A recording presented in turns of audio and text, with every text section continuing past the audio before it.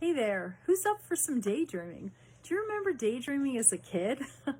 I do, and I have to say, I still love daydreaming.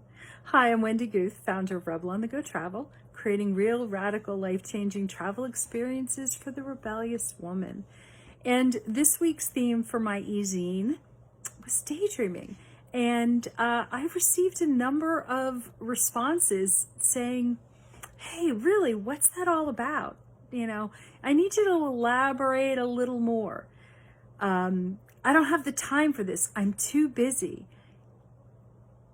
Isn't that a little frivolous for this current chaotic time?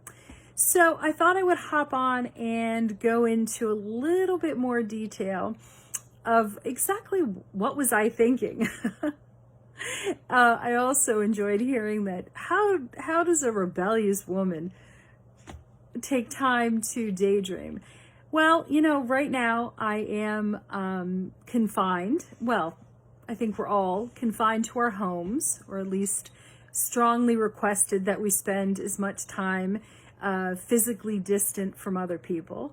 And that takes some getting used to. And as a rebellious woman, I'm actually not used to being confined. Normally, this would be, where is Wendy? Somewhere out there in the world. It's not. And I do find that when I am physically constrained, my mind goes crazy. And I don't know if a lot of you are like that. I'd love to know if you are. But so my mind does wander a lot. And the one thing that I have found, especially in these chaotic times, that having some sort of a ritual for those moments is super helpful in eliminating the two biggest issues that I think a lot of us have right now. And that would be the fear and uncertainty. We don't know what's going to happen this afternoon. We don't even know what's going to happen at any point right now. And while this is not forever, we have to figure out coping mechanisms to deal with the here and now. And for me, as I said, some sort of a structured ritual like daydreaming allows my mind to have that amazing freedom that I physically don't have. So whether it's wandering to, I don't know, let's just say gelato in Rome, or the tango in Buenos Aires, or thinking about the deck I want to put on my new house, whatever it is, it's just an opportunity to give you the freedom that you don't necessarily have. And I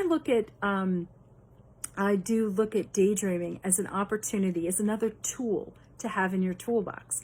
That could include taking a tubby, or spending time relaxing in the bathtub, which is also a great place to actually do the do the daydreaming, or maybe meditation, exercising, walking, any hobbies that you have that are either new, excuse me, or old.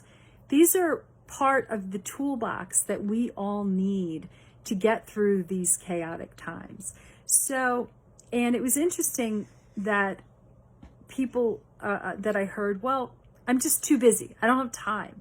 So part of this toolbox I see as this is all self-care. This is all what it is that you need to feed your soul and keep your mind healthy, and really to get you through these chaotic times. So when I hear things like too busy, which that expression just drives me a little crazy. What I really think I hear is, I don't have time to take care of myself. There's other priorities. Well, it's really important, especially during this time of fear, of uncertainty, of monotony, of loneliness. At this time, self-care is absolutely critical. So, I hope that you'll take a look at this as an option. It's a lot. I think it's a lot of fun. And I have to say that it's okay to have fun during this time. Laughter, hey, haven't we all seen those different memes and different videos blowing up the internet right now? but actually fun, laughter, humor, all of that gives you, it's positive. And that is really a critical mindset right now, to stay positive. And dreaming is a fantastic way to stay positive. I don't know, not everyone dreams the way I do, but just let your mind go. I can't recommend it enough, and give it a chance. So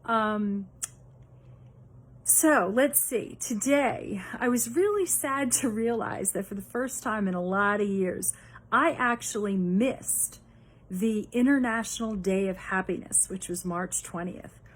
I mean, focusing on happiness can be a little hard, but again, if you're in a positive mindset, you can look at happiness. And I have to say that when I read over, it's a report, and I'm a geek. I love reports. I was reading over the report. There's no question. I started daydreaming like crazy. And so what did I daydream about? Well, I really love what do I love? I love the countries that are included. Okay, so let's face it. Let's get to the chase. I started daydreaming about travel, and countries like Finland and Denmark, and I actually I won't read you the whole list because it's like 156 countries, but Finland is the happiest country, followed by Denmark, and then Switzerland, and other ones that are on the top the top list, Luxembourg, and which I have not been to. I'm like, ooh, I really want to go. Austria, New Zealand, Israel, Costa Rica, and Taiwan. So it just makes me stop to think, I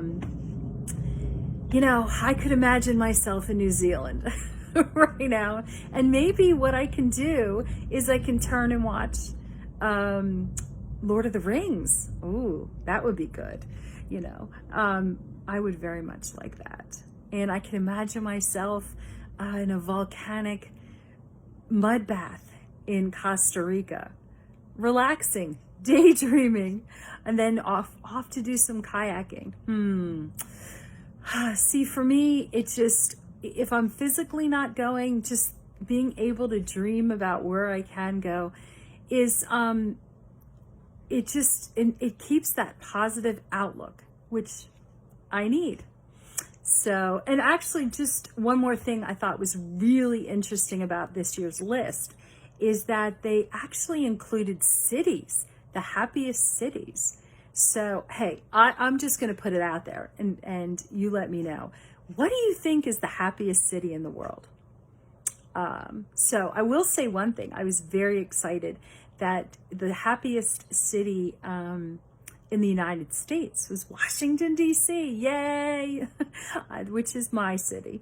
And I was very excited to see. And I got to tell you, I can appreciate the happiness because it has a vibe about it that I even think the air is a little bit different. I know that every time I go anywhere near DC, I get very jazzed up. And I think that coming soon, DC will be my next virtual vacation. Yes, we'll see what secrets and tidbits and fun things I can dig up from my long history with the city. So anyway, I hope that you all will give daydreaming a chance. And I'd love to know what your response is. And if you've given it a try. So, and I will talk to you all really soon. Stay safe, stay well, and we'll get through this together.